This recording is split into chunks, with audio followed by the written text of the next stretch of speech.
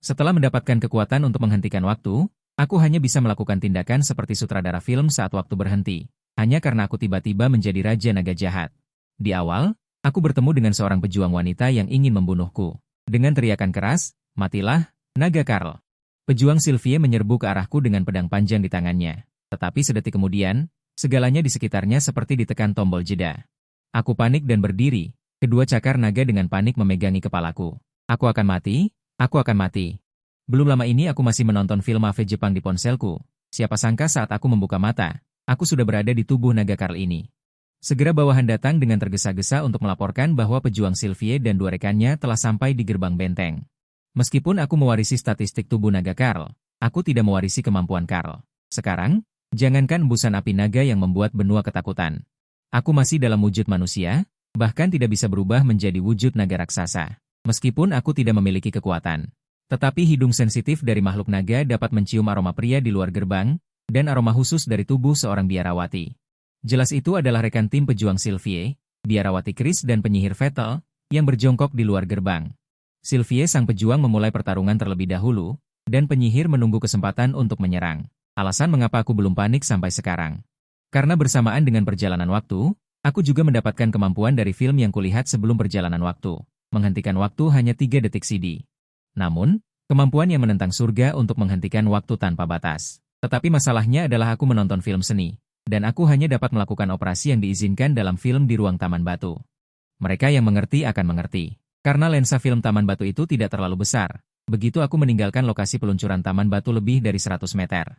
Taman Batu akan otomatis dinonaktifkan, bahkan tidak ada kesempatan untuk melarikan diri. Cooldown 3 detik. Cukup bagi Sylvie untuk memenggal kepalaku. Aku hanya bisa bertaruh. Aku mengangkat Sylvie.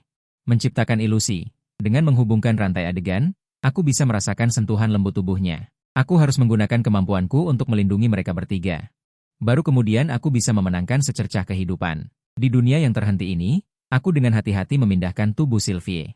Memastikan posturnya tidak berubah, memindahkannya 2 tingkat dari tangga ke bawah, dan setelah menempatkan tubuhnya dengan benar. Aku dengan serius mengamati Sylvie. Sylvie adalah tipe yang enak dipandang, bahkan jika dia mengenakan baju besi. Kau masih bisa melihat bahwa ukuran kap setidaknya D, dan bagian belakangnya juga sangat kencang. Kemarahan dan keteguhannya dibekukan pada saat ini. Mengungkapkan pesona yang tak terduga. Pikiranku bekerja dengan cepat, berpikir untuk berpura-pura kalah dan menandatangani kontrak. Menjadi tunggangan atau semacamnya, pertama-tama menyelinap masuk untuk memahami dunia ini. Selalu ada cara untuk membalikan keadaan. Bagaimanapun, aku memiliki kemampuan Taman Batu. Paling buruk aku akan dijadikan tunggangan di siang hari, dan di malam hari aku akan membalasnya 2 kali lipat. Tetapi ketika aku melihat amarah di mata Sylvie sekarang, aku tahu itu tidak mungkin. Menyaksikan orang tua dan adik perempuannya. Sylvie tidak akan pernah membiarkanku terbakar hidup-hidup di mata naga. Aku sudah mencobanya. Tidak bisa berlatih dan menjadi lebih kuat di dunia puisi. Tetapi karena protagonis pria dalam film dapat melakukannya berkali-kali, maka di ruang puisi dapat mencapai pengalaman tak terbatas dalam arti tertentu, tetapi apa gunanya? Mungkinkah benar-benar mengandalkan musuh yang mati? Apa yang harus dilakukan? Aku ingin menyerang Sylvie, hanya bisa menggunakan Karl kecil. Tinggiku sekarang 3 meter dalam bentuk manusia, semua bagian tubuh bertambah secara proporsional, Karl kecil setidaknya 1,5 kali lebih besar dari manusia. Tetapi pada tingkat ini, paling banyak hanya akan menyebabkan 3 luka robek. Luka-luka ini bagi Sylvie sang pejuang tidak akan memengaruhi dia menebas kepala nagaku. Mungkinkah yang bisa kulakukan hanyalah bersenang-senang dengan baik sebelum mati? Atau terus mengaktifkan penghentian waktu, bersenang-senang sampai akhir zaman di dunia yang hanya 100 meter ini? Aku menarik napas dalam-dalam untuk menenangkan kekacauan di hatiku. Aku mewarisi ingatan naga jahat Karl. Sistem pekerjaan di dunia ini sangat aneh. Setiap pekerja perlu melakukan standar pekerjaan mereka sendiri. Mendapatkan bantuan dari dewa yang sesuai untuk menjadi lebih kuat. Sylvie sebagai seorang pejuang, kekuatannya berasal dari jalan pejuang. Jika aku membuat Sylvie ragu akan jalan pejuangnya sendiri, mungkin itu bisa menjadi satu-satunya kesempatanku untuk hidup. Pandanganku beralih ke pintu yang jauh, secara bertahap mengoptimalkan rencana. Aku tidak berani menyerang Sylvie. Tetapi jika itu adalah rekannya yang seorang penyihir, aku masih memiliki keberanian. Penyihir itu tiba-tiba menyadari bahwa dia sedang diandalkan. Reaksi pertama adalah melindungi diri sendiri. Kemungkinan besar tidak akan menyerbu tanpa berpikir seperti seorang pejuang.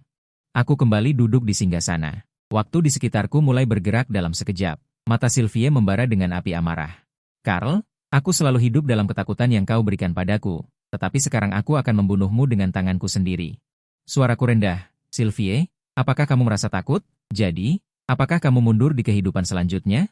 Apa katamu? Ekspresi marah Sylvie tiba-tiba membeku. Dia tiba-tiba menundukkan kepalanya. Menemukan bahwa dia mundur 2 anak tangga dari posisi sebelumnya. Tidak mungkin. Sylvie berseru, dengan sedikit getaran dalam suaranya. Dia sekali lagi melangkah maju 3 langkah dengan kasar. Mencoba membuktikan bahwa dia tidak mundur. Namun, dari sudut pandangnya, jarak Karl tampak semakin jauh. Sylvie merasakan semacam kekhawatiran yang tak dapat dijelaskan. Semua yang terjadi di depannya terlalu aneh. Pada saat itu, dia dilindungi oleh penghalang sihir besar berbentuk oval yang tiba-tiba didirikan, memisahkannya dari Karl. Pada saat yang sama, 2 sosok, seorang pria dan seorang wanita, muncul di sisinya. Tinggi pria itu 1,85 meter. Jubah mewah terbalik, memegang tongkat, dengan ekspresi serius menghalangi Sylvie di belakangnya. Sylvie tenang, jangan biarkan dia menakutimu, dia menggunakan semacam kekuatan. Membuat tubuhmu mundur seketika, biarawati lain yang mengenakan jubah putih bersih dengan lembut menopang Sylvie. Sekarang Sylvie dan teman-temannya telah memasuki jangkauan kemampuanku dalam jarak 100 meter, naga Karl. Aku adalah Farlite, PR. Hari ini adalah saatnya kau membayar harganya. VR menuruni 2 anak tangga, tongkat di tangannya memancarkan cahaya. Hari ini adalah saatnya kau membayar harganya. Namaku Chris, biarawati kepala dari persekutuan cahaya suci. Chris juga menuruni 2 anak tangga. Rambut hitamnya yang halus dan panjang menari di dalam lingkaran sihir, pakaian biarawati putih salju membuatnya tampak suci dan misterius. Sylvie melihat kedua temannya berjalan di depannya, ketakutan di matanya berangsur-angsur menghilang. Berdiri kembali di depan Chris dan VR, aku bisa dengan jelas merasakan aura prajurit wanita ini jauh lebih kuat dari sebelumnya. Sistem kekuatan dunia ini benar-benar membuatku terdiam. Aku menghela napas dalam hati. Prajurit seperti Sylvie, setelah didorong oleh faktor-faktor seperti ikatan persahabatan, keyakinannya menjadi lebih kuat. Sungguh tambahan buff yang besar. Per merendahkan suaranya, lingkaran sihir dapat menahan sihir aneh yang dia gunakan tadi. Chris mengangguk diam-diam setelah mendengar itu, kedua tangannya mulai melantunkan mantra. Seiring dengan lantunan mantranya, di luar baju besi perak putih Sylvie, mulai muncul lapisan cahaya suci yang mengalir perlahan seperti air, akhirnya membentuk baju besi. Melapisi seluruh tubuh Sylvie sepenuhnya, Sylvie merasakan perubahan di tubuhnya. Dia menggenggam erat pedang panjang di tangannya. Suaranya tegas, aku akan maju, kalahkan musuh.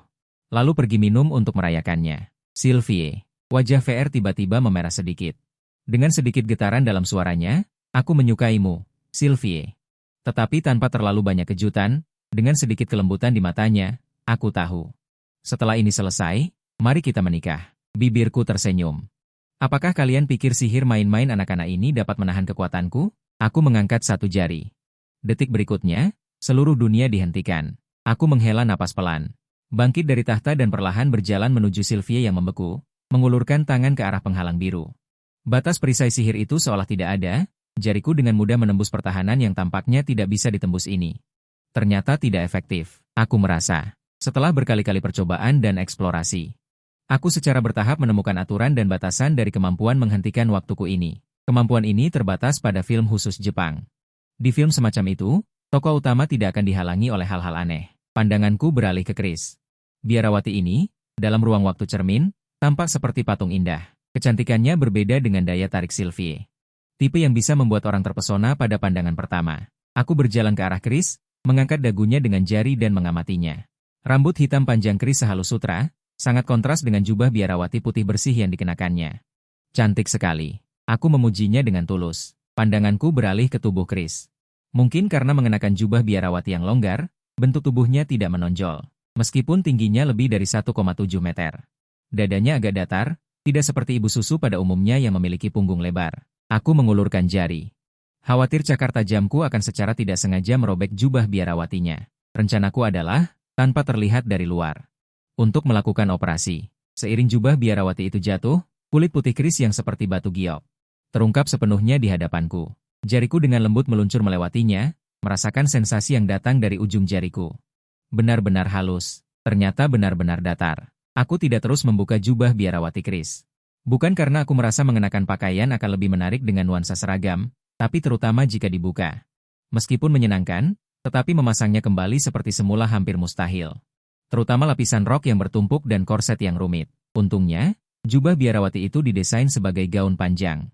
Aku mengulurkan jari dan mengangkat gaun panjang itu, mengisinya penuh adalah bagian penting dari rencana itu. Dan harus sampai meluap, sehingga ketika waktu kembali berjalan, itu bisa menunjukkan reaksi yang cukup kuat. Membuat Sylvie dan Vettel waspada. Aku menata posisi Chris dan bersiap untuk beroperasi, tetapi segera menemukan masalah yang sulit. Tubuhku yang setinggi 3 meter tampak sangat besar di depan sosok kecil Chris yang hanya 1,7 meter. Posisi sama sekali tidak bisa disesuaikan dengan benar. Jika Chris diletakkan di tanah, itu akan mengotori jubah biarawatinya yang mewah. Bahkan Vettel dan Sylvie mungkin menyimpulkan petunjuk dari debu. Apa yang harus aku lakukan? Tiba-tiba, pandanganku tertuju pada singgasana. Aku memutar pinggang ramping Chris. Berjalan menuju singgasana, setelah duduk, aku menggenggam erat pinggang ramping Chris dengan kedua tangan. Dengan lembut meletakkannya di pangkuanku. Aku melirik diriku sendiri, benar-benar tidak pantas mencuri. Itu lebih tebal dari lengan bawah bikelisi. Karena perbedaan ukuran tubuh yang sangat besar, dia tampak seperti bayi yang cantik. Aku bisa dengan mudah mengangkatnya ke udara untuk dioperasi. Kalian tidak suka menonton bagian ini, jadi kita lewati saja. Setengah jam kemudian, aku menghela napas dan mulai melanjutkan operasi. Setelah 3 kali percobaan, aku tiba-tiba mendapat pencerahan dan memilih sebuah permata bundar dari samping. Dengan hati-hati aku memasukkannya ke dalam tubuh Chrisye. Aku menata permata itu perlahan masuk. Benar-benar bisa. Aku berseru kaget. Jika permata bisa dimasukkan, itu berarti senjata juga bisa. Atau alat lain bisa dimasukkan. Saat waktu berakhir, senjata yang dimasukkan ke tubuh lawan ini dapat langsung melukai lawan dari dalam. Aku segera bertindak dan mengambil sebuah pisau bedah dari tumpukan permata. Aku kembali ke sisi Chrisye dan mencoba memasukkannya lagi. Namun, tanpa diduga, pisau bedah itu seperti terhalang oleh kekuatan tak terlihat. Tidak bisa dimasukkan ke posisi manapun di dalam tubuh Chrisye. Mengapa permata bisa masuk, tetapi pisau bedah tidak bisa? Aku melempar pisau bedah itu ke samping. Dan kembali berpikir keras. Sambil menekan kepala Chrisye dengan satu tangan, berpikir tidak memengaruhi pembuktiannya. Setelah 3 kali lagi, sebuah cahaya melintas di mataku. Sepertinya aku telah menemukan kunci masalahnya. Aku kembali ke tumpukan permata. Kali ini, aku mengambil sebuah permata berbentuk silinder. Aku kembali ke sisi Chrisye. Aku menempelkan permata itu dengan lembut ke tubuhnya. Kali ini, permata itu tidak mengalami hambatan apapun. Berhasil masuk ke dalam tubuh Chrisye. Aku tersadar. Aku akhirnya mengerti. Mekanisme ruang waktu berhenti. Permata-permata ini, karena bentuknya, dinilai sebagai alat peraga yang sering muncul dalam film seni. Meskipun aku tidak bisa melukai langsung dengan senjata, tetapi penemuan ini juga memungkinkan aku melakukan beberapa operasi yang tidak biasa. Aku melihat Chrisye di pelukanku. Pertama, lakukan hal yang benar. Aku mulai bekerja keras. Mulai bekerja keras. Bekerja keras. Bekerja keras. Keras. Waktu kembali normal. Sebelah Serwei terus menatapku. Ekspresi tenangnya membuatnya merasakan kecemasan yang kuat di hatinya. Ketika aku mengangkat tangan dan menunjuk ke Chrisye, sebelah Serwei merasakan firasat buruk dan berteriak. Hati-hati. Namun, peringatannya tampaknya datang terlambat. Chrisye tiba-tiba mengeluarkan suara. Teriakan yang tidak jelas artinya, tubuhnya bergetar hebat. Seolah kehilangan semua kekuatan, Chris berlutut karena khawatir, dengan kebingungan dan ketidakberdayaan di matanya. Sylvie dan Vettel terkejut dengan perubahan mendadak ini. Kenapa? Chris, ekspresi Vettel langsung berubah panik. Dia menggertakkan giginya dengan keras. Staf di tangannya meledak dengan cahaya yang lebih menyilaukan dari sebelumnya, dengan cepat menggambarkan 2 lapisan susunan sihir yang rumit. Ketiganya terbungkus erat di dalamnya. Jelas, ini adalah mantra yang sangat canggih. Sylvie buru-buru berjongkok.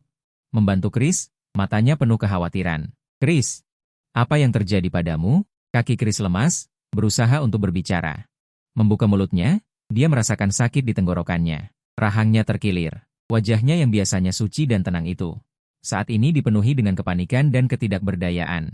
Rasa sakit yang tiba-tiba melonjak di sekujur tubuhnya seperti banjir yang meledak dalam sekejap.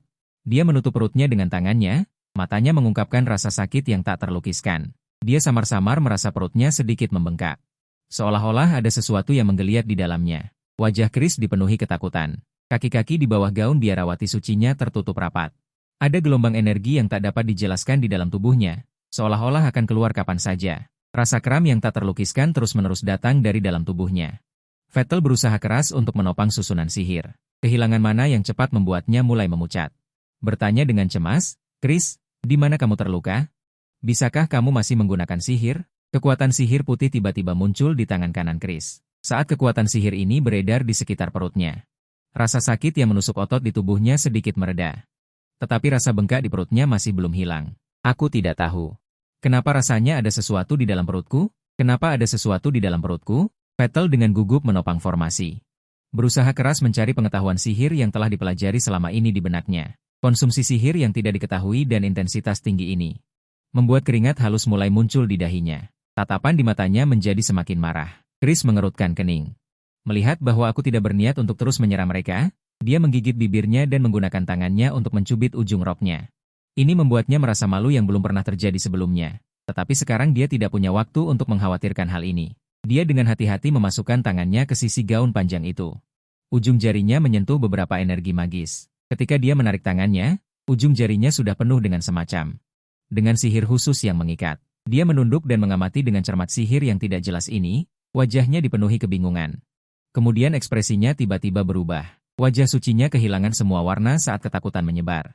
Otot-ototnya yang tegang mengendur. Kekuatan magis yang terus-menerus keluar dari balik jubah biarawati suci. Meluncur melewati betisnya. Tidak, ini tidak mungkin. Chris jelas panik, dikombinasikan dengan dislokasi perut bagian bawah dan robekan otot yang baru saja terjadi. Pada saat ini, dia merasa seperti jatuh ke dalam jurang es. Chris, Sylvia melihat perubahan drastis di wajahnya. Dia buru-buru berteriak untuk menyadarkannya. Aku selalu duduk di atas tahta. Mengagumi keterkejutan dan ketakutannya, tahu bahwa rencana itu sudah setengah berhasil. Sylvia dan Vettel menyadari. Sepertinya Chris telah menemukan sesuatu yang luar biasa. Chris menggigit bibir bawahnya. Jika dia tidak salah, kemampuannya terkait dengan ruang. Tapi ini adalah kemampuan yang hanya ada di buku-buku cerita. Chris ingin menyangkalnya. Tetapi rasa bengkak yang datang dari tubuhnya mengingatkannya bahwa ini adalah kebenaran. Kalau tidak, tidak ada penjelasan. Tidak mungkin menghentikan waktu, kan? Chris, apa yang sebenarnya kamu temukan? Suara Chris bergetar. Dia mungkin bisa menggunakan sihir ruang, bisa memindahkan objek, bahkan memindahkannya ke dalam tubuh kita. Tidak mungkin, sama sekali tidak mungkin. Vettel langsung membantah. Ini pasti triknya. Suaranya cemas. Sihir ruang semacam ini hanyalah sihir fantasi yang ada dalam novel-novel epik. Dan naga selalu mengandalkan mata naga mereka sendiri. Bagaimana mungkin mereka bisa menggunakan sihir? Chris juga tampak sedikit ragu. Dia secara alami merasa bahwa kesimpulan ini agak konyol. Tetapi selain itu, tidak ada cara untuk menjelaskan kekuatan perutnya dan energi khusus di dalam tubuhnya. Carl juga cukup sibuk saat ini. Apa-apaan sihir ruang itu? Kemampuannya harus diklasifikasikan sebagai sihir waktu. Rencananya adalah untuk mengungkapkan bahwa dia bisa mengendalikan waktu, membuat musuh di depannya putus asa. Tetapi melihat trio di depannya, dibandingkan dengan kemampuan yang mendalam dan mengerikan seperti menghentikan waktu, transfer ruang terdengar. Memang lebih mudah diterima. Dia hanya perlu berada di rumah untuk mencapai tujuan yang sama denganmu. Carl memandang mereka bertiga dari atas, mengangkat tangannya lagi, dan menunjuk Chris sekali lagi dengan jarinya. Gunakan tubuhmu untuk merasakannya, lalu hancurkan belenggu kognisimu. Wajah Chris tiba-tiba memucat, dengan kepanikan di matanya. Dia tanpa sadar mundur selangkah. Jangan, terlalu banyak yang terjadi pada yang pertama. Apa yang akan terjadi jika itu terjadi lagi? Dia bahkan tidak berani memikirkannya. Detik berikutnya, seluruh dunia di sekitarnya membeku. Ekspresi panik Chris membeku di wajahnya. Carl berdiri dan berjalan ke tumpukan di belakangnya. Mengambil sebuah tumpukan di tangannya dan menimbangnya. Tumpukan ini, hehe, akan rusak, kan? Dia bukan iblis. Bagaimanapun juga, Chris adalah wanita pertama setelah dia bangun. Ada sedikit nilai sentimental. Carl mencari 6 tumpukan. Tumpukan seukuran ibu jarinya. Meskipun tumpukannya agak tidak rata, itu tidak masalah besar. Dia membawa tumpukan ini ke depan Chris. Luka robek ini akan muncul saat penghentian waktu dicabut. Sangat indah. Carl tidak bisa menahan diri saat memasukkannya. Tangannya meremas pinggangnya yang ramping dengan senyum jahat. Chris penuh dengan sisa-sisa ajaran sesat. Rasa sakit yang tiba-tiba membuatnya menjerit. Dia melambaikan tangannya di perutnya. Dia berlutut di tanah dengan berat. Sensasi robek dan berlumpur dari belakang membuatnya hampir tidak bisa bernapas. Dan tidak seperti sebelumnya, dia masih bisa dengan jelas merasakan bahwa ada sesuatu yang dimasukkan ke dalam tubuhnya. Chris berseru kaget. Dia terus berusaha keras untuk mempertahankan lingkaran sihir, tetapi Chris masih terluka. Itu membuatnya tampak seperti lelucon. Sylvia dengan cepat berjongkok dan memeluk Chris yang terhuyung-huyung dengan erat. Bagaimana? Chris membuka mulutnya, tetapi tidak bisa mengatakan apa yang terjadi. Tumpukan di dalam tubuh, dan bukan hanya satu. Perasaan aneh itu. Bahkan dia malu untuk mengatakannya. Dia memegang tangan Sylvia dengan erat. Matanya ketakutan dan tak berdaya. Dia benar-benar bisa menggunakan sihir ruang angkasa? Bisa memasukkan senjata langsung ke tubuh kita? Lingkaran sihir sama sekali tidak bisa bertahan. Sylvia mendengar ini dan masih tidak percaya. Dia mendongak dan melihat Carl. Matanya bingung. Jika Karl benar-benar sekuat itu, maka dia hanya perlu mengirim pedang panjang ke dalam tubuhnya, dia pasti akan mati. Pikiran ini membuat Sylvie menggigil ketakutan. Dia melihat ekspresi menyakitkan Chris, dan keyakinan di hatinya mulai goyah. Mungkinkah mereka benar-benar tidak tahu apa-apa tentang kekuatan? Karl melihat perubahan ekspresi Sylvie dan menghela napas lega, seperti yang dia rencanakan. Sekarang mentalitas pendeta telah hancur. Hanya 2 musuh yang tersisa dari 3, dan keberanian serta keyakinan Sylvie telah goyah. Kekuatan yang bisa dia tunjukkan akan sangat berkurang. Jangan bingung. Vettel tiba-tiba berseru.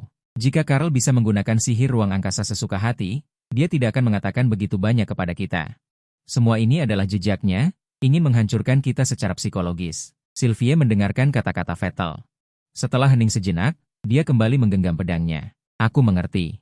Aku tidak punya apapun lagi yang kutakutkan. Demi negara ini, demi ayah, ibu, dan adikku. Aku akan berjuang sampai akhir. Vettel melihat Sylvie membangkitkan semangat juangnya, senyum tegas muncul di matanya. Dia menoleh untuk melihat Karl. Biar kulihat tekad manusia yang kau hina. Di mata Sylvie hanya tersisa semangat juang yang membara. Chris juga menahan rasa sakit yang hebat dan berdiri, mengangkat tangannya. Karl tertegun. Dia berhasil membuat ketiganya merasa tak terkalahkan, tetapi jelas bahwa ketiganya sudah berencana untuk mempertaruhkan nyawa mereka. Mereka ingin menggunakan hidup mereka untuk menunjukkan apa yang disebut kehendak manusia. Perlukah sampai seperti ini? Meskipun reaksi ketiganya ekstrim, tetapi semuanya masih dalam kendalinya. Sekarang adalah saat terakhir. Bisakah dia selamat? Itu tergantung pada langkah selanjutnya ini. Hahaha. Karl tiba-tiba tertawa terbahak-bahak. Keberadaanku adalah fondasi untuk menjaga perdamaian negara ini. Kalian berani atas nama negara ini. Ingin membunuhku? Betapa konyolnya. Penggunaan kekerasan yang tidak terkendali hanya akan membawa lebih banyak kemalangan. Karl menopang dagunya dengan satu tangan, nadanya tidak tergesa-gesa. Benar-benar tidak sesuai dengan citranya sebagai naga jahat. Sylvie merasakan gelombang absurditas di hatinya saat mendengar kata-kata ini. Muncul di benaknya. Karl secara pribadi datang. Jika Sylvie kehilangan monster, apakah orang-orang akan bahagia? Pertanyaan ini membuat Sylvie terkejut. Tentu saja mereka akan bahagia. Sylvie menatap Karl dengan marah. Tidak. Karl menggelengkan kepalanya. Jika sampai saat itu hanya akan memicu tragedi yang lebih dahsyat. Sylvie merasa Karl berbicara omong kosong. Karl melanjutkan, jika tidak ada ancaman, maka orang-orang akan tanpa ragu bereproduksi. Namun, setiap bidang tanah memiliki kemampuan terbatas untuk menghasilkan makanan. Ketika tanah ini tidak dapat memenuhi kebutuhan manusia yang terus meningkat, manusia akan mulai mencari cara untuk bertahan hidup dengan segala cara. Para profesional itu untuk bertahan hidup akan mulai berburu membantai banyak nyawa. Pada saat itu, berapa banyak nyawa tak berdosa yang akan mati? Keberadaanku adalah bagian dari memperbaiki sistem, secara setara menggunakan pembunuhan paling sedikit, untuk mencegah kematian yang lebih besar. Kau bicara omong kosong. Wajah Sylvie menjadi pucat. Dia ingin membantah tetapi dia hanyalah seorang pejuang, kata-kata Raja Iblis di seberangnya. Jelas di luar jangkauan kognisinya, dia hanya bisa mengarahkan pandangannya ke teman-temannya di sekitarnya. Dunia yang kau gambarkan tidak akan pernah ada. Bagaimanapun, Vettel adalah seorang pangeran, dia tidak akan goyah. Karl menatap Sylvie. Karena kalian ada, kalian memiliki banyak tanah dan kekayaan dan akan mengeksploitasi populasi yang berlebihan. Dan secara politik, mereka biasanya menikmati hak istimewa, penyalahgunaan kekuasaan, dan korupsi membuat rakyat jelata hidup dalam kemiskinan selamanya. Penindasan dan perbudakan, kata Karl sambil menatap Sylvie, aku melihat potensi dalam dirimu. Membangun kemungkinan agar semua makhluk hidup mendapatkan kebahagiaan yang relatif. Sylvie membuka mulutnya lebar-lebar. Vettel juga membuka mulutnya lebar-lebar. Dia samar-samar merasa bahwa dia sepertinya akan menjadi penjahat. Chris juga membuka mulutnya lebar-lebar. Mengapa naga jahat ini melakukan hal yang keterlaluan padanya? Mempertahankan apa yang masih ada di tubuhnya, tetapi bisa berbicara dengan kepura-puraan yang saleh, nada bicara Karl sedikit meningkat. Kelahiran setiap kehidupan harus memiliki hak untuk menikmati dunia ini, merasakan keindahan dunia. Daripada menjadi budak dan kemudian melahirkan budak baru, Sylvie, katakan padaku. Apakah jalan pejuangmu menjadi kaki tangan dalam siklus menyedihkan ini? Vettel adalah seorang pangeran. Menyadari ada sesuatu yang salah, Sylvie, jangan tertangkap, dan Sylvie tampak seperti tiba-tiba dipukul. Menemukan dirinya tidak bisa berkata-kata, dia awalnya hanyalah seorang penduduk desa kecil dan tidak pernah berpikir dia akan terlibat dalam pemikiran yang begitu mendalam. Sylvie bisa berkorban untuk menegakkan keadilan, tetapi sekarang sifatnya telah berubah. Apakah pengorbanannya seperti yang dikatakan Karl? Hanya menjadi alat untuk melanjutkan siklus menyedihkan ini, dia menoleh untuk melihat Chris. Chris jelas linglung kali ini.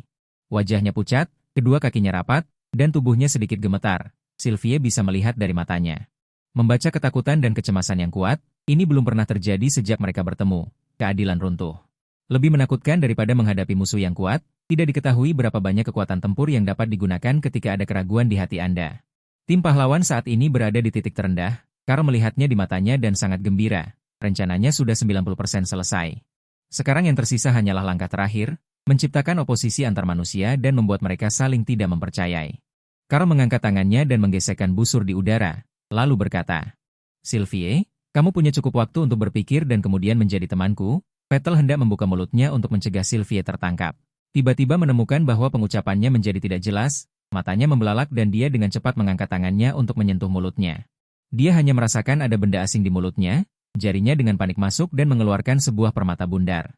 Bahasa bodoh semacam itu, jika kau mengeluarkan bahasa yang tidak berarti lagi, aku akan mengambil hak bicaramu. Wajah Vettel pucat tanpa setitik darah pun, menggenggam permata itu dan sedikit gemetar. Dia sama sekali tidak merasakan sesuatu yang aneh. Permata ini disumpalkan ke dalam mulutnya. Jika Carl benar-benar ingin membunuhnya, itu akan menjadi hal yang sangat mudah. Vettel merasa dingin. Sylvie melihat ke botol anggur Vettel. Kebingungannya di hatinya semakin besar. Aku yakin yang kurang di dunia ini bukanlah kekuatan, melainkan pemikiran. Suara Carl penuh harapan. Aku akan menunggumu di sini. Menunggumu memikirkan jawabanmu. Gunakan pemikiranmu untuk mengalahkanku. Sylvie mendengar Carl mengizinkan mereka pergi. Sesaat suasana hatinya sangat rumit, dia melihat Carl dan berkata, "Kenapa?" Carl tertawa, "Karena aku ingin melihat dunia di mana semua makhluk cerdas dapat memperoleh kebahagiaan." Sylvie tertegun, menoleh untuk melihat Vettel. Melihat ekspresinya serius, kondisi Chris juga tidak baik, dia menundukkan kepalanya. "Keadaannya sangat berbahaya, ayo pergi." Sylvie berkata kepada Vettel dan Chris di sampingnya. Keduanya juga tidak ingin terus berada di tempat yang menyesakan ini. Mereka bertiga mulai mundur dengan hati-hati. Carl duduk di atas tahta, pendengarannya tajam, yakin bahwa suara langkah kaki ketiga orang itu semakin lama semakin jauh, akhirnya menghilang di luar kastil. Saat ini, tali yang tegang di hatinya akhirnya mengendur. Akhirnya selamat. Jika ketiga orang ini menyerangnya, pasti akan menusuk esensi harimau kertasnya dalam sedetik. Setelah Carl beristirahat sejenak, dia dalam hati melafalkan penghentian waktu. Waktu di sekitarnya tidak berhenti. Seperti yang diharapkan, Carl tidak terkejut dengan hal ini. Penghentian waktunya perlu memiliki target peluncuran. Seperti film yang harus memiliki pemeran utama wanita, barusan dia setelah menggoreng nasi, Chris. Dan memasukkan permata, jangkauan penghentian waktu dari 100 meter ditingkatkan menjadi 110 meter. Dia samar-samar bisa merasakan, ingin meningkatkan kekuatan, harus sesuai dengan aturan peningkatan kekuatan dunia ini. Melakukan reproduksi adegan yang sesuai dalam film terhadap berbagai wanita, tidak menggoreng nasi, satupun, atau membuka kunci tindakan baru. Wilayah penghentian waktu akan diperkuat 1 poin.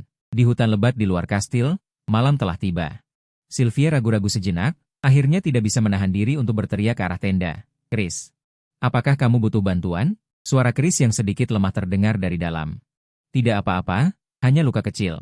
Aku bisa menyembuhkannya sendiri." Setelah mendengar itu, Sylvie tampak rumit. Chris kembali ke perkemahan dan langsung masuk ke tenda. Sepertinya ada sesuatu yang disembunyikan darinya. Di dalam tenda, Chris berjongkok di tanah. Matanya tertutup rapat, menahan rasa sakit yang luar biasa. Rambut hitam panjangnya menggantung berantakan di dahinya, beberapa helai rambut basah oleh keringat. Tangannya mengepal erat, tubuhnya sedikit gemetar karena terlalu tegang. Beberapa permata berserakan di tanah. Permata-permata itu bercampur dengan cairan, dan bau tidak sedap menyebar di udara. Chris mencoba mengendalikan otot-ototnya untuk mengeluarkan permata di belakang. Setiap kali dia mengejan, itu akan memberinya rasa sakit yang tak tertahankan. Permata yang paling dalam jelas tersumbat terlalu dalam. Dia mencoba beberapa kali tetapi tidak bisa mengeluarkannya. Mencoba menyentuhnya dengan jari-jarinya hanya akan membuat permata itu bergerak lebih dalam. Ini membuatnya merasa tidak berdaya dan putus asa. Dia juga tidak bisa meminta bantuan teman-temannya. Dia adalah Santa Dewi, dan selalu menganggap kesucian tubuh sebagai prinsip tertinggi. Sekarang permata dan cairan di tubuhnya hampir membuatnya runtuh. Jauh di dalam, otot-otot Carl menegang seketika, dan dia meninju dinding dengan keras. Kekuatannya sangat besar. Udara membuat suara ledakan. Dengan tinju Carl sebagai pusatnya, dinding tebal mulai retak inci demi inci. Dengan suara gemuruh, sebagian besar dinding runtuh, dan debu beterbangan.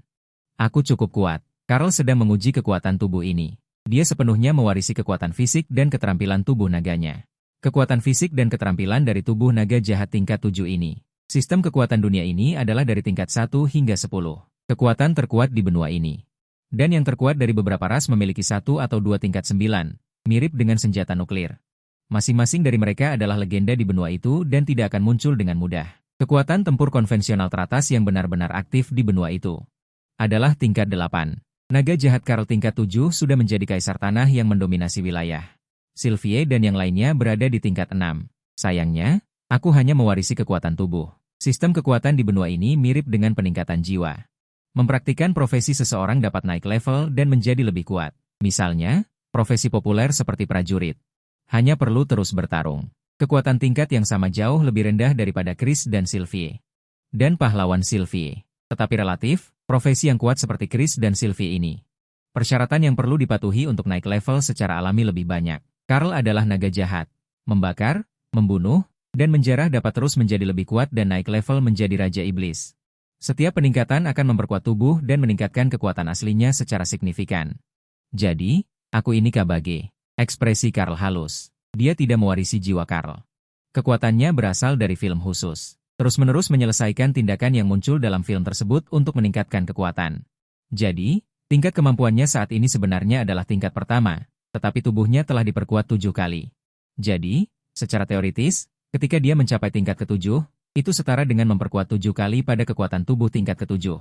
Bahkan jika dia tidak memiliki keterampilan menyerang, dia tetaplah monster yang nyata. Aku harus segera naik tingkat.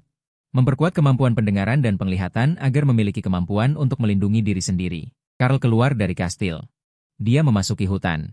Pendengarannya yang tajam memungkinkannya untuk menangkap suara apapun dalam jarak 500 meter. Dia dengan lincah bergerak di antara pepohonan, hampir tanpa mengeluarkan suara. Karl tidak bisa menahan keterkejutannya. Tidak heran dia adalah naga hitam. Segera dia tiba di tepi sungai kecil di hutan, di bawah cahaya bulan. Seekor kuda putih salju yang cantik sedang minum air dengan santai. Tanduk tunggal di kepalanya. Bersinar dengan cahaya misterius di bawah sinar bulan, seperti peri yang keluar dari mitos. Unicorn. Karl menyipitkan mata. Sebuah ide berani tiba-tiba muncul di benaknya. Mengangkat jarinya. Detik berikutnya, seluruh dunia berhenti. Benar-benar bisa.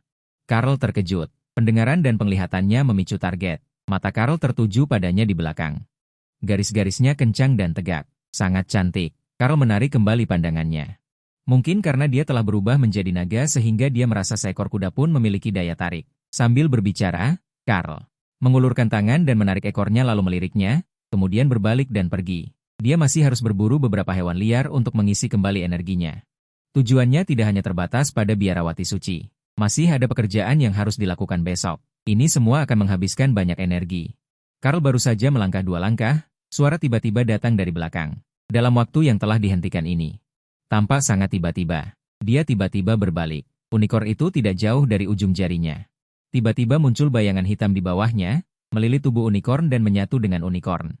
Daging dan darah serta benang yang tak terhitung jumlahnya mengalir masuk, secara bertahap menggantikan bentuk unicorn. Perubahan aneh mulai terjadi.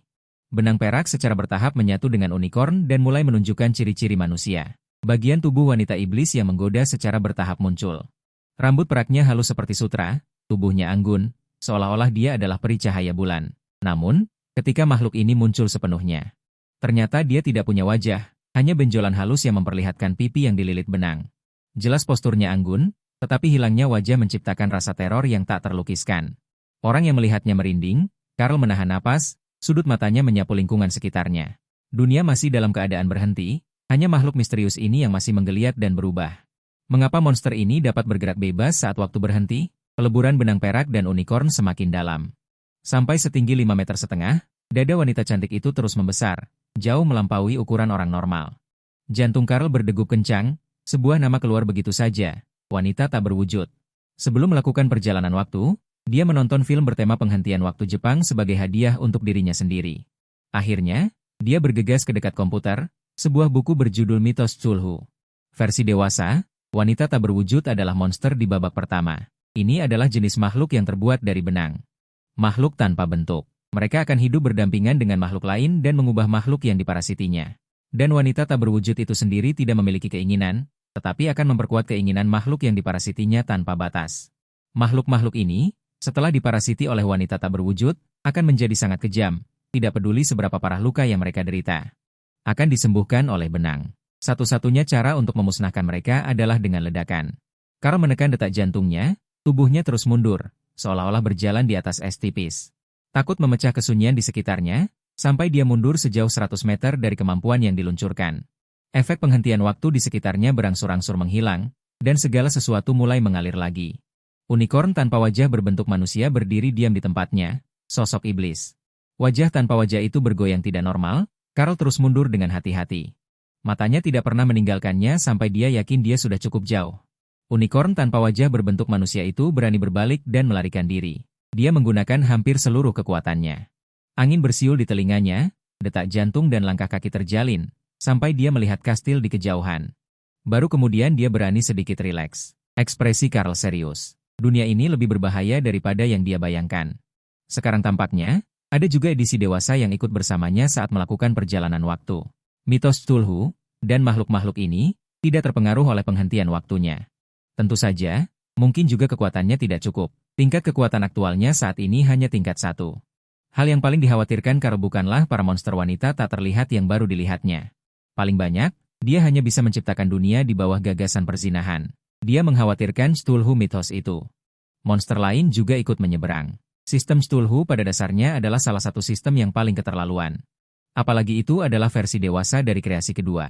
Pengaturan yang dibuat untuk menipu itu menjadi kenyataan. Itu adalah kekuatan yang sangat menakutkan. Karl ingat bahwa akhir dari komik itu adalah tindakan wanita yang menggeliat. Menjadikan bumi sebagai bola pantul, dan seluruh makhluk hidup di planet itu tenggelam. Karl kembali ke kastil dan duduk di singgahsana dengan alis berkerut. Pandangannya menembus aula kosong dan melihat ke langit gelap di luar. Sekarang di dekat kastil muncul. Akankah makhluk berbahaya ini memiliki semacam hubungan dengannya? Monster Cthulhu terlalu istimewa. Dia benar-benar tidak berani menyerang secara sembarangan, tetapi dia tidak bisa membiarkannya begitu saja. Dia harus mengalahkan dewa jahat. Karl mengambil keputusan. Karena monster-monster ini terkait dengan perjalanannya, mungkin mengalahkan mereka bisa membuahkan hasil. Setidaknya harus mencoba. Jika tidak ada hasil, segera kabur. Malam ini ditakdirkan menjadi malam tanpa tidur. Keesokan harinya, ketika matahari menyinari kastil naga jahat ini, Sylvie, Chris, dan Vettel sekali lagi datang ke kastil. Sylvie berjalan di depan, langkahnya berat. Dengan pikiran berat, dia menoleh untuk melihat Chris di sampingnya. Matanya menunjukkan kekhawatiran. Di pipi Chris yang cantik dan suci, tidak ada lagi rona kemerahan seperti dulu, melainkan semacam pucat yang tidak normal. Ekspresi lelah. Chris, hari ini aku tidak berencana untuk melawannya. Sylvie berkata dengan lembut. Chris mengangkat kepalanya dan memaksakan senyum. Berusaha menyembunyikan kelelahannya. Aku baik-baik saja, Sylvie. Vettel berdiri di samping dengan ekspresi rumit. Sylvie, apakah kamu benar-benar tidak berencana untuk bertarung? Sylvie menggelengkan kepalanya dengan tegas. Tidak. Aku hanya punya beberapa pertanyaan yang ingin kutanyakan padanya. Vettel melihat ini. Mengetahui bahwa dia tidak bisa mengubah keputusannya, dia terdiam. Mereka bertiga sekali lagi memasuki aula. Karl masih duduk di singgasana seperti seorang kaisar. Karl, aku ingin kau menjawab satu pertanyaan. Sylvie tidak mengerti apa hubungannya, tapi dengan kekuatan Karl yang sangat dahsyat. Tidak ada gunanya menipunya. Baiklah, Sylvie mengangguk setuju. Sylvie dan Vettel berbalik untuk pergi, tetapi Chris berdiri di tempat, tatapannya serius. Ekspresinya berjuang. Sylvie menyadari ada sesuatu yang tidak biasa pada diri Chris, tapi khawatir. Chris, apa kau tidak enak badan? Sejak kemarin. Dia telah menyadari bahwa tindakan Chris bukanlah hanya rasa takut terhadap musuh yang kuat, tetapi sesuatu yang sulit dia gambarkan. Chris mengangkat kepalanya, menghindari tatapannya, suaranya sedikit serak. Maaf, dia tidak tenang. Perasaannya terhadap Karl sangat bertanggung jawab. Naga jahat ini tidak sekejam yang dikabarkan, tetapi lebih seperti orang bijak, namun juga musuh yang membakar orang tua dan saudara perempuannya sampai mati. Baiklah, hati-hati. Aku akan menunggumu di luar. Setelah ragu sejenak, Sylvie memilih untuk mempercayai rekannya dan pergi. Menatap Karl dalam-dalam. Dia masih duduk di singgasananya seperti seorang kaisar. Karl memiliki ekspresi tertarik. Dia terkejut bahwa biarawati cantik ini berani menghadapinya sendirian. Dia tidak melakukan sedikit pun penyiksaan kemarin. Seharusnya dia takut padanya. Sylvie dan Vettel meninggalkan aula. Chris menarik napas dalam-dalam. Menatap Karl dengan saksama. Setiap kata diucapkan dengan sangat jelas. Kau bukan naga jahat, Karl. Siapa kau sebenarnya? Karl terkejut dengan pertanyaan ini. Tubuhnya menegang secara refleks. Hampir segera menggunakan kemampuan menghentikan waktu. Tetapi ketika dia melihat otot-otot Chris yang tegang, bahkan ketakutan yang tersembunyi, dia langsung menilai bahwa keunggulan ada padanya. Mata Karl langsung berubah, seperti kucing yang mempermainkan tikus. Dengan sengaja mengarahkan pandangannya ke antara bibir, dada, dan kakinya. Ini semua adalah tempat yang dia langgar kemarin. Chris merasakan tatapannya dan mulai menunjukkan kegelisahan. Carl perlahan mengangkat sudut bibirnya, menunjukkan senyum yang tak terduga, dan melanjutkan. Ekspresi Chris tegang, takut dugaannya terbukti, namun juga menantikan kebenaran. Kau kemarin tidak hanya memindahkan barang, tetapi menghentikan waktu. Nada bicaranya mengungkapkan rasa takut akan kekuatan yang tidak diketahui. Setiap kata diucapkan dengan hati-hati, menatap Carl dengan saksama. Mencoba membaca sesuatu dari ekspresinya, Carl hanya tersenyum, seolah sedang bermain permainan. Chris menarik napas dalam-dalam. Kemarin, saat aku memeriksa lukanya, aku menemukan luka-luka itu. Adalah luka robek yang disebabkan oleh gesekan berulang. Carl menyipitkan matanya. Pendeta wanita cantik ini lebih tajam dan berani dari yang dia duga. Bahkan ketika menghadapi musuh yang tak terkalahkan, dia masih mencoba melalui kata-kata. Untuk dengan halus menguji musuhnya. Carl tahu bahwa jika dia menunjukkan kelemahan di depan Chris, pendeta wanita yang lemah ini, dia benar-benar bukan tandingan pengasuh itu. Dia tidak bisa mengikuti ritme Chris. Dia sedikit mengangkat sudut mulutnya, tersenyum aneh. Pendeta wanita yang kehilangan kesucian. Tidak bisa lagi dihentikan di gereja, tapi aku bisa memberimu tempat untuk pulang. Kamu akan mendapatkan semua yang benar-benar kamu inginkan. Chris mendengar ini, dan sedikit kebingungan melintas di matanya. Setelah kejutan singkat, dia menatap Carl dengan tatapan mantap, dengan sedikit ketidaktahuan di matanya. Iblis. Carl tidak mengerti apa itu iblis, hanya menatapnya dengan tenang. Chris melihat bahwa dia tidak mengakuinya. Agak menyesal, lalu menggelengkan kepalanya. Kesucian seorang pendeta wanita berasal dari jiwa, bukan hanya tubuh. Setelah semua ini berakhir, aku akan secara sukarela mengaku kepada gereja dan menerima hukuman yang pantas, jiwa yang suci. Hahaha. Setelah mendengar ini, senyum licik melintas di wajah Carl. Dia tertawa terbahak-bahak. Seolah-olah dia mendengar lelucon yang sangat lucu. Sepertinya kamu tidak benar-benar mengenal dirimu sendiri, pendeta wanita Chris. Jadi, bagaimana kalau kita bermain game? Tubuhnya sedikit condong ke depan. Suaranya rendah dan menggoda. Aku akan menemanimu, dan dalam proses ini, kamu akan mengenali kembali dirimu yang sebenarnya dalam kesenangan duniawi. Sebagai aturan permainan, aku tidak akan menyerang teman-temanmu.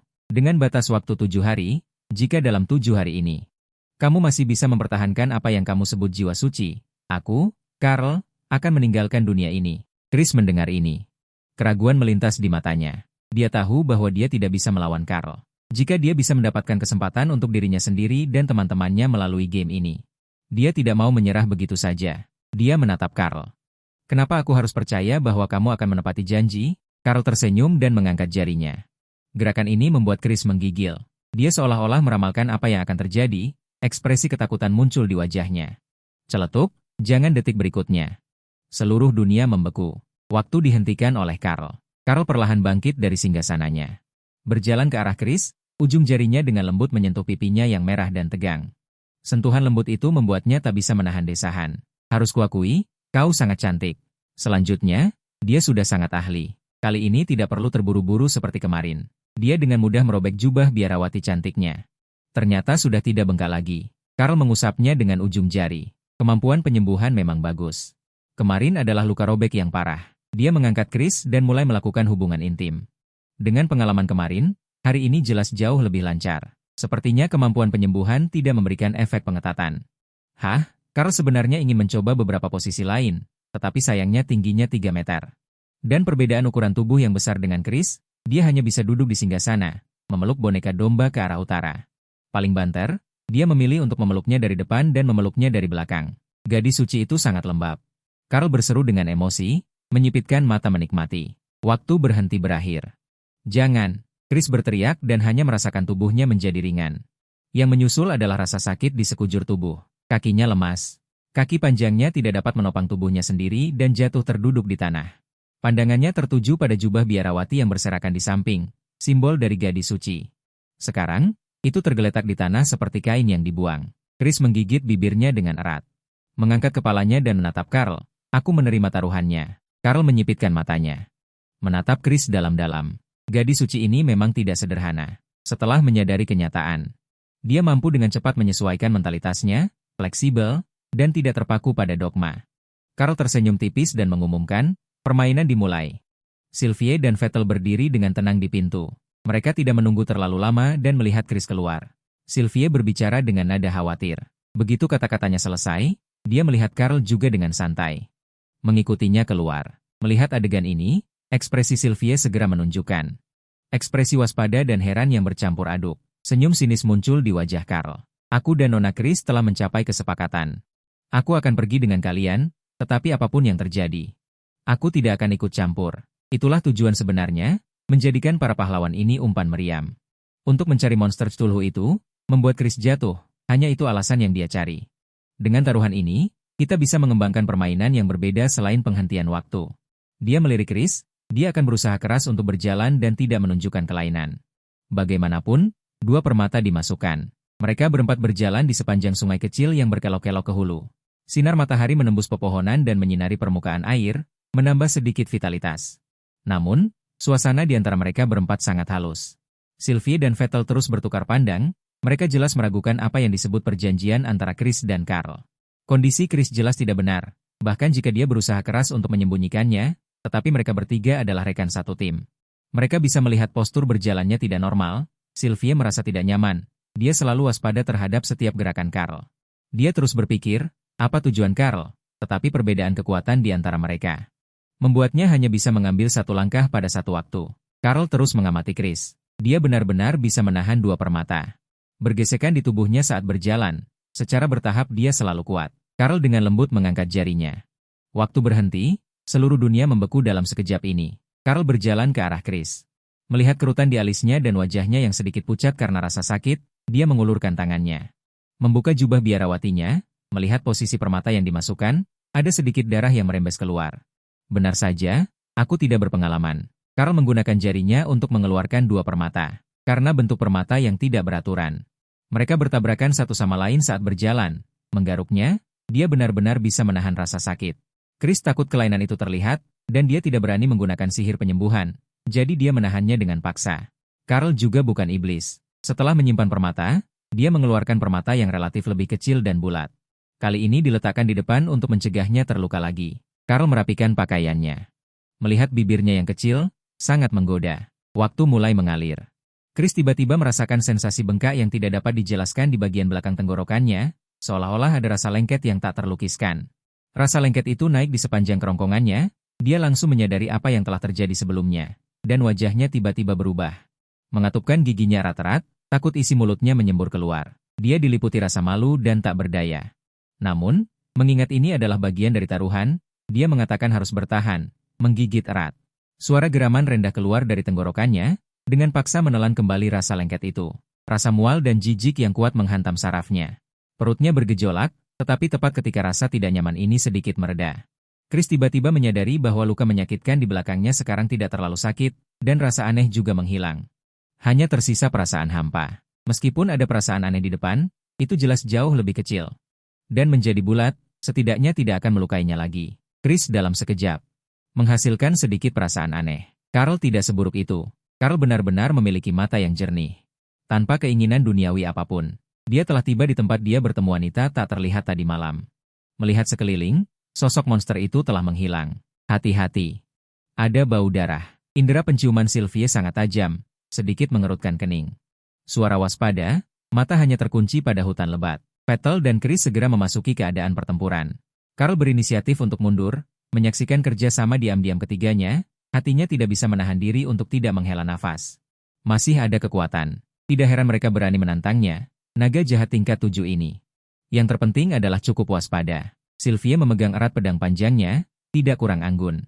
Dengan hati-hati mendekati sumber bau darah. Saat dia mendekati hutan itu, dia tiba-tiba memberi isyarat kepada Vettel. Vettel segera mengangkat tongkatnya, beberapa anak panah air terbentuk di udara, membawa aura kekuatan spiritual. Menembak cepat ke arah yang ditunjuk Sylvie. Anak panah air meluncur menembus udara, mengeluarkan suara menusuk. Salah satu anak panah air dengan tepat mengenai pohon besar yang dipeluk satu orang. Batang pohon itu langsung ditembus, serpihan kayu berhamburan, lalu jeritan sedih terdengar dari balik pohon. Seekor goblin gemuk terlihat berlari keluar dengan terhuyung-huyung. Detik berikutnya, kepalanya tertembus oleh anak panah air dan jatuh ke tanah. Pada saat ini, bola api merah menyala tiba-tiba terbang keluar dari rerumputan. Tujuannya langsung ke Sylvie. Chris menangkupkan kedua tangannya dan menundukkan kepala untuk berdoa kepada Tuhan. Lapisan baju besi putih keperakan secara bertahap menutupi tubuh Sylvie, seperti dewa perang yang turun. Dia melesat seperti kilat ke dalam rerumputan setinggi manusia, kilauannya terlihat. Jeritan terus terdengar, Tak sampai 3 menit, pertempuran sudah berakhir. Sylvie keluar sambil membawa kepala goblin, mengerutkan kening. Itu Raja Goblin. Aneh, makhluk pengecut ini. Kenapa mereka meninggalkan gua? Setelah dia selesai berbicara, dia mengalihkan pandangannya ke Karl. Karl membimbing mereka ke daerah ini, namun saat ini Karl berdiri dengan tenang di samping. Dengan senyum misterius seorang bijak di wajahnya, seolah memberitahu Sylvie. Kamu harus mencari jawabannya sendiri. Sylvie juga tidak bisa berbuat apa-apa, melihat rekan satu timnya. Mari kita pergi ke sarang goblin. Raja Goblin seharusnya tidak meninggalkan sarangnya, dan perilaku mereka juga sangat tidak normal. Vettel dan Chris setuju. Chris, setelah hanya memasukkan permata, secara bertahap terbiasa. Tidak menunjukkan kelainan, setidaknya di permukaan. Jadi mereka mulai mengikuti jejak kaki yang tertinggal di tanah. Karl berjalan di belakang barisan. Dia diam-diam terkejut. Melalui pengamatan barusan, dia secara kasar mengetahui perbedaan kekuatan antara dirinya dan anggota tim lainnya. Sylvie adalah seorang pejuang tingkat 6, dua lainnya hanya antara tingkat 5 dan 6. Kabar baiknya adalah, kekuatan fisik tingkat 7 miliknya tidak sekuat yang dia bayangkan sebelumnya. Setidaknya dia tidak akan langsung terbunuh saat menghadapi Sylvie. Kabar buruknya adalah dengan kerja sama tim dan kekuatan Sylvie, Vettel, dan Chris. Jika mereka tahu kekuatan sebenarnya Karl juga tidak akan memiliki kekuatan untuk melawan. Jangkauan pendengaran terbatas dalam jarak 110 meter, jadi setiap kali dia selesai mendengar, dia paling jauh 110 meter dari Sylvie. Jarak ini hampir bisa ditempuh dalam sekejap dengan kecepatan yang ditunjukkan Sylvie barusan. Semuanya hati-hati, kita seharusnya tidak jauh dari sarang. Sylvie mengingatkan rekan-rekannya. Sambil mengamati sekeliling dengan waspada, mereka berempat mendekati sarang goblin dengan hati-hati. Pepohonan di sekitarnya rimbun, menghalangi sebagian besar sinar matahari, membuat sekitar sarang tampak agak gelap. Mereka tiba di pintu masuk sarang. Pemandangan di depan mereka membuat semua orang tercengang. Sarang itu berantakan, mayat-mayat tergeletak berserakan di tanah. Monster-monster yang berisik ini sekarang terbaring di tanah, memperlihatkan noda darah yang sudah mengering di tubuh mereka. Sylvie berjongkok dan memeriksa mayat goblin dengan cermat. Dia menemukan bahwa cara para goblin ini mati sangat mengerikan, beberapa tubuhnya terinjak-injak hingga berubah bentuk. Tetapi lebih banyak yang diinjak-injak hingga mati. Di belakang sana ada banyak tengkorak, sepertinya. Seperti diinjak-injak hingga mati oleh orang besar. Apa yang sebenarnya terjadi? Sylvie berdiri. Ekspresinya halus. Goblin terkenal jahat, makhluk penyayang pun tidak dilewatkan. Sekarang semuanya telah dihancurkan. Ekspresi Sylvie aneh, melihat Vettel. Sebagai penyihir, dia perlu mempelajari berbagai pengetahuan. Tidak diragukan lagi, pangeran ini adalah gudang pengetahuan tim. Ekspresi Vettel juga halus. Menyerang goblin? Aku belum pernah melihat catatan tentang itu. Sylvie kemudian melihat Chris. Ibu suci ini menggelengkan kepalanya. Menyerang goblin? Terutama yang jantan, benar-benar selera yang berat dan aneh. Sylvie akhirnya melihat Karl. Dia menunjuk ke goblin yang sudah mati di tanah. Dia tertusuk dari belakang. Melihat lukanya, senjata pembunuh keluar dari mulutnya. Karl, apakah ini yang ingin kau tunjukkan pada kami? Karl tidak segera menjawab. Dia juga bingung. Makhluk Stulhu yang dilihatnya tadi malam. Dan raungan makhluk gabungan centaur. Meskipun agak aneh karena tidak memiliki wajah. Tetapi sosoknya benar-benar kelas 1, setidaknya F, dan tidak ada organ laki-laki. Senyum Karl misterius dan tidak berbicara. Melihat ini, Sylvie tidak berani bertanya lebih lanjut dan hanya berdiskusi dengan Vettel dan Chris. Vettel berjongkok, memeriksa dengan cermat mayat goblin di tanah dan bekas pertempuran di sekitarnya. Setelah pengamatan yang cermat, alisnya berkerut. Dari tanda-tanda ini, pertempuran mungkin terjadi tadi malam. Para goblin ini hancur setelah diserang. Raja Goblin dan Goblin besar memilih untuk melarikan diri, mungkin bersiap untuk berburu di dekat sungai kecil. Secara tak terduga bertemu kami. Tatapan Vettel beralih kembali ke tanah. Dia menunjuk ke beberapa jejak kaki yang kabur dan berkata, dari jejak kaki ini, hanya goblin dan makhluk berkuku yang pernah muncul di sini. Mungkinkah itu unicorn? Setidaknya unicorn pernah muncul di sini sekali. Chris menggelengkan kepalanya. Sebagian besar unicorn dipelihara oleh elf. Sejumlah kecil unicorn bertemu dengan goblin, baik jantan maupun betina. Adalah objek serangan goblin. Ini juga merupakan hal yang aneh. Vettel mengerutkan kening. Hanya ada jejak kaki kedua makhluk ini di sini. Dia menunjuk ke kedalaman hutan. Dilihat dari jejaknya. Dia pergi ke sana, katanya, matanya tertuju pada Karl. Dengan ekspresi waspada, dia sepertinya mengharapkan tanggapan dari Karl. Sylvie juga menunggu sebentar. Melihat Karl masih tidak berbicara, ayo pergi, kita lanjutkan pengejaran. Karena kita sudah sampai di sini, kita tidak bisa menyerah di tengah jalan. Sylvie yang memutuskan. Keempatnya dengan hati-hati mengikuti jejak, Makhluk yang dikejar tampaknya tidak berniat menyembunyikan diri. Di sepanjang jalan, ada pohon tumbang yang menjadi penanda jalan. Ketiganya berjalan di depan, berbagai senjata dipegang dengan waspada. Karl juga tegang. Dia juga tidak yakin apakah umpan meriam yang dia cari ini dapat diandalkan, jadi dia menggunakan penghentian waktu. Dia mengeluarkan permata bulat dari tubuh Chris, dia juga khawatir akan menghadapi musuh. Itu akan memengaruhi kekuatan tempurnya. Saat mengambilnya, tangannya basah. Ekspresi Karl terlihat aneh. Anehnya, sang santa ini sangat basah, meneriakkan tentang ikatan suci jiwa dan hal-hal semacam itu. Bukankah ini sangat jujur? Chris tiba-tiba merasakan di dalam tubuhnya. Permata menghilang, terasa kosong, tahu bahwa Karl telah menghentikan waktu lagi. Namun kali ini tidak ada yang aneh di bagian tubuh lainnya, Chris sudah terbiasa dengan permata itu. Tiba-tiba menghilang, ada beberapa kelainan saat berjalan, dia mendengus dingin. Mengatupkan giginya dan menyesuaikan postur berjalannya, tiba-tiba. Raungan melengking yang menyedihkan datang dari kejauhan.